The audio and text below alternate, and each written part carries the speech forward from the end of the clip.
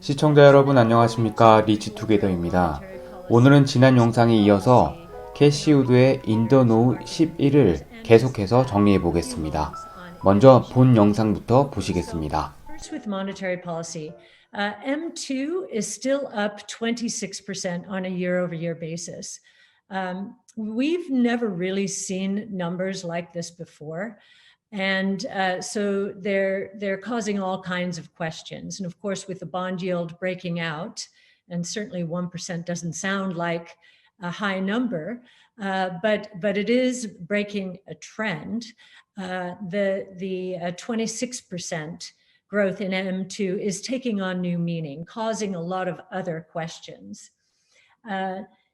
We do think this year, if we're right on both the magnitude of the cycle ahead and the fears associated with commodity prices rising and the dollar falling, we do believe that the Fed is going to have to reassess its plans. We do not believe they will be able to remain. They will be able to remain neutral or easy during the next year, given the power we expect behind some of these moves. Copper prices, for example, are up 75%, a little more than 75% from the low in March. Now, of course, that was quite the low. But nonetheless, they have moved up quickly. They are still moving up, and the dollar is moving down. Those are early indicators that we will see more inflation than most expect. We think it's more of the cyclical variety, supply getting back in line with demand. And that it will not become endemic. And in fact, as we've said many times in the past, we think the deflationary undercurrents associated with the 5 innovation platforms and 14 technologies that are evolving at the same time now, those deflationary undercurrents are going to become quite powerful as electric vehicles and collaborative robots start to proliferate. Now, they're not at a high enough base yet to move the needle dramatically, but we do think they will scale dramatically during the next few years and get to the base where that deflationary pull really will be felt by the markets. One of the other things we would say if the Fed does reassess is that would be good news on our part. I know a lot of people would become quite concerned because it is a change. Nobody likes change.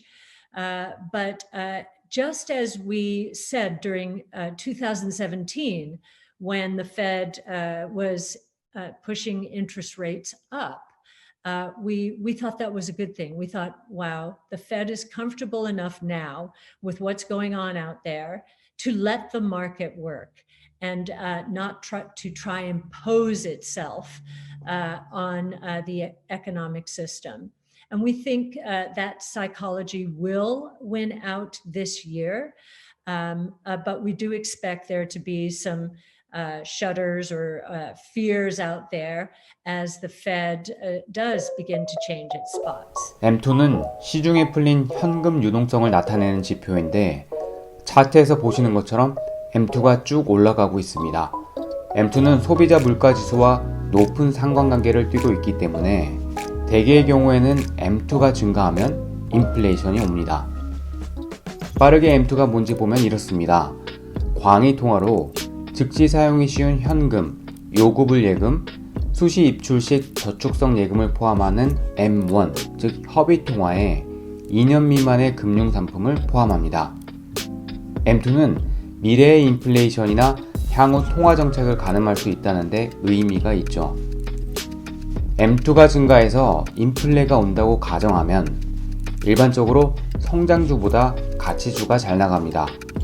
허남권 신영자산운용 사장, 이채원 전 한국밸류 자산운용 대표는 올해는 가치주의 해가 될 것이라는 취지의 말씀을 하셨습니다. 반면에 고배당주는 주춤합니다. 오해의 소지가 좀 있어서 말씀드리자면 여기 인베스토피아에서 말하는 것은 낮은 인플레에서 배당주가 더 매력이 있으니까 높은 인플레에서는 그 매력이 덜해진다라는 것입니다. 배당주는 인플레이션 해지 기능이 있으니까 인플레를 대처하는 한 방법입니다. 인플레가 오면 성장주가 주춤하다. 이것이 조금 설명이 필요할 것 같은데요. 한마디로 설명하면 물가 상승이 미래의 기대 수익에 대한 할인율을 높여서 성장주 주가에 부정적 영향을 미친다는 것입니다. 예를 들어 매해 100달러를 7년 동안 버는 회사가 있다고 가정해 보겠습니다.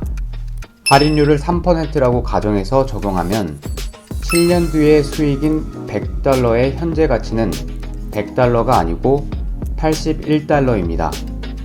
물가가 올라가니까요. 이렇기 때문에 이 회사의 향후 7년 동안의 총 수익은 700달러로 보지 않고 할인율을 적용해서 623불로 보는 것입니다. 다시 정리하면 인플레이션이 성장주에 불리하게 적용하는 이유는 미래 기대 수익의 할인율을 높여 성장주 주가에 부정적 영향을 미치기 때문입니다. 위 예제를 보면 할인율이 3%일 때 623불은 700불보다 11%나 작은 것입니다. 참고하시라고 엑셀 공식도 같이 붙여놓았는데 연도별로 구하셔서 더하셔도 되고 아니면 NPV 공식을 이용하셔도 됩니다. 그러면 할인율에 따른 순현재 가치의 변화를 간단하게 시뮬레이션 해보겠습니다.